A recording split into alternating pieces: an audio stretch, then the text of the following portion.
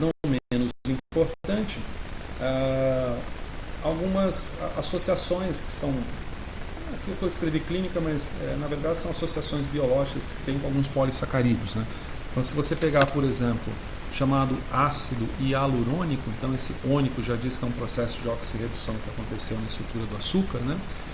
Chamado ácido hialurônico, ou por exemplo condroitin sulfato, queratan, heparina, essas substâncias todas têm importância, tá? Por exemplo, o condroitin, sulfato de condroitina, ele participa, como eu tinha mencionado, dos líquidos sinoviais. Olha, ele contém enxofre, na verdade, grupos sulfônicos, isso permite a interação com alguns elementos de carga oposta, né? Assim é a heparina. Olha a estrutura da heparina. Já ouviu falar na heparina? A heparina é um dos principais anticoagulantes. Por exemplo, tubo heparinizado para você colocar glicose quando você vai fazer uma medida. Então eles borrifam ali a heparina num estado mais ou menos siliconado, de tal maneira que o tubo fica com essa heparina. Como tem essa carga negativa aqui, ela é capaz de se ligar com o cálcio. Cálcio é um dos elementos da cascata de coagulação sanguínea. E aí você consegue interromper a coagulação sanguínea graças à heparina. Esse N aqui indica pra gente um número imenso, tá? Agora já não me lembro direito o número de repetição, mas é um número bastante significativo para gerar um polímero de alta massa molecular. Também esses são alguns importantes. Outros, por exemplo, que seriam glicoproteínas e proteoglicanos, tá?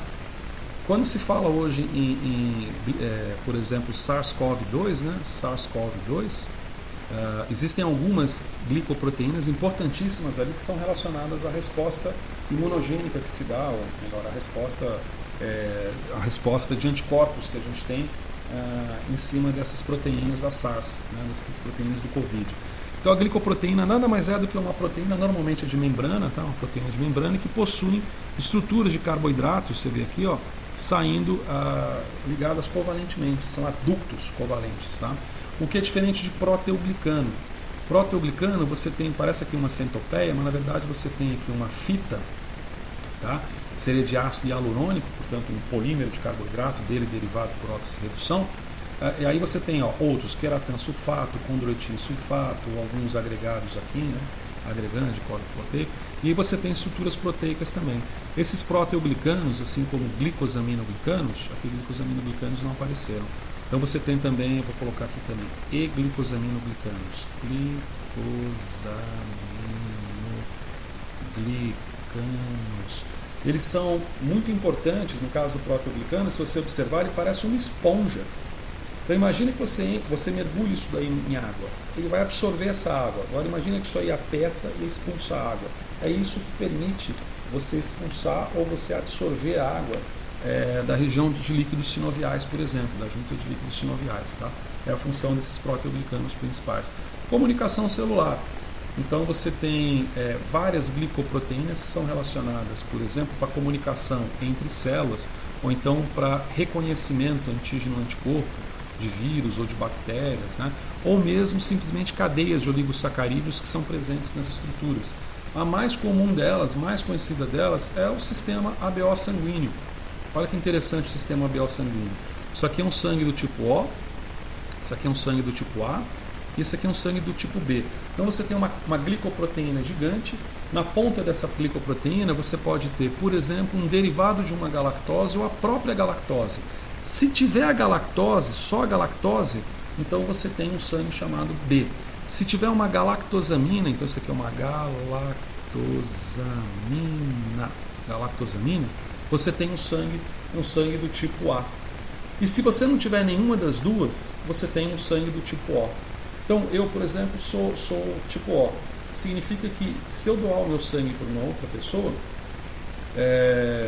como eu não tenho nenhuma estrutura de carboidrato aqui em cima, que não tem carboidrato, eu não ofereço riscos na transfusão sanguínea. Mas se eu receber um sangue do tipo A ou tipo B, existe um carboidrato ali que meu sistema imunológico nunca viu antes, ou não reconhece. E aí eu disparo um processo de rejeição daquilo, da transfusão. Um processo que pode levar a óbito, inclusive. Isso faz com que um sangue do tipo AB seja um sangue chamado nobre, entre aspas. Por quê?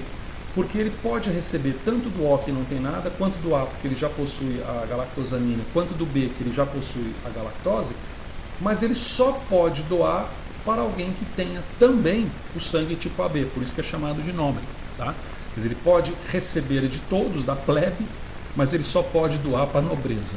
Né? E o sangue tipo A ou o sangue tipo B são intermediários nesses aspectos. O sangue tipo A, ele pode receber de um sangue tipo O e pode receber de um sangue tipo A, mas ele só pode doar para um sangue do tipo A, não pode, e pode doar para um sangue do tipo AB. E assim, né, sucessivamente, esse tipo de raciocínio. Tá bem? Então, com isso, a gente pode dar por encerrado esse conjunto de vídeos aí, de explicações gerais sobre carboidratos. Tá bom?